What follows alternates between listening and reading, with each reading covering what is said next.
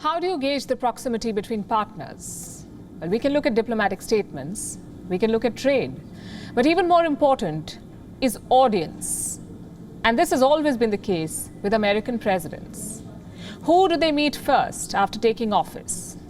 It's a message of intent, a message of priority. The last two presidents set an interesting trend, a trend that Joe Biden is extending. In 2009, Barack Obama hosted former Japanese Prime Minister Taro Aso. It was the first state visit of Obama's presidency. Donald Trump did not even wait for his swearing-in.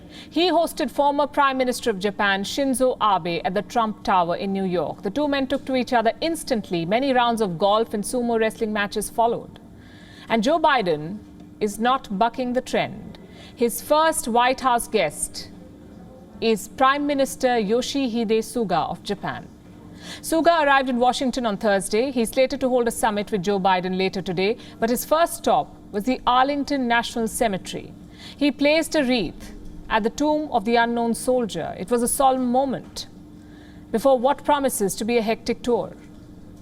So what are both sides looking for? Washington needs symbolism and substance. Joe Biden's honeymoon period is almost over. His first 100 days have been tumultuous.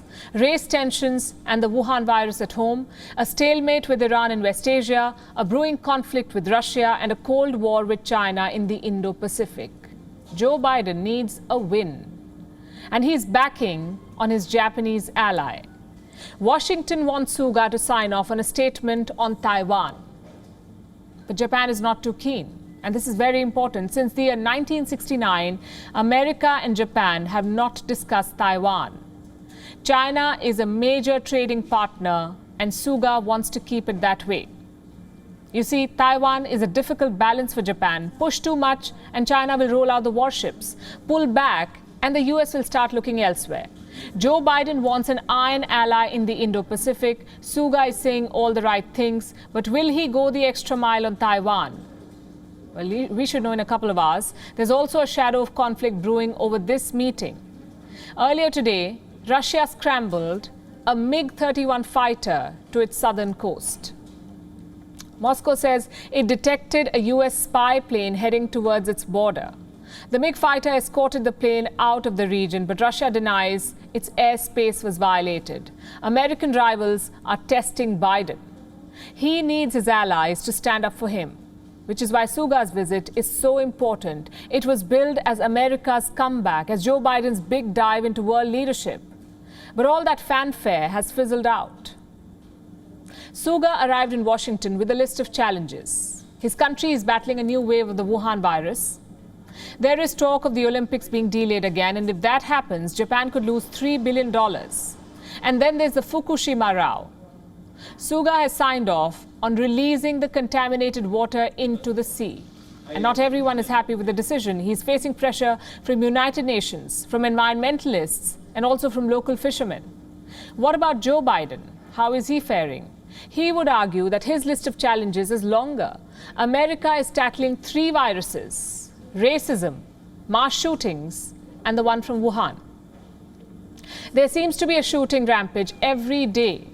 The latest one was in Indianapolis. A lone gunman shot 8 people, then turned the gun on himself. There have been 147 mass shootings in Biden's presidency, 147. He wants to change the gun laws, but the Republicans are having none of it. So a long, drawn-out battle awaits him in Congress. It is the same story for Biden's infrastructure bill. Republicans say it is too expensive, so Joe Biden is headed for a season of logjam. And do not forget, he is staring at a defiant Putin in eastern Ukraine. Prime Minister Suga's visit comes with a world of opportunities. There's scope for progress in Taiwan. Japan could join American sanctions against Beijing. It could also take part in naval drills in the South China Sea. But both leaders have their tasks cut out at home. Domestic support and stability are key to an assertive foreign policy, and we know that. I'll end the story with US President Woodrow Wilson. He was the chief architect of the League of Nations. He got the Nobel Peace Prize in the year 1919 for convening the League. But guess which country never joined?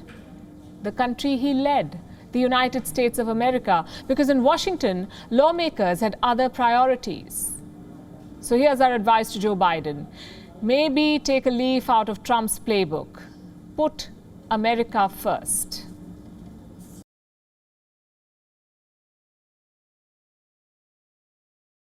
WION is now available in your country. Download the app now and get all the news on the move.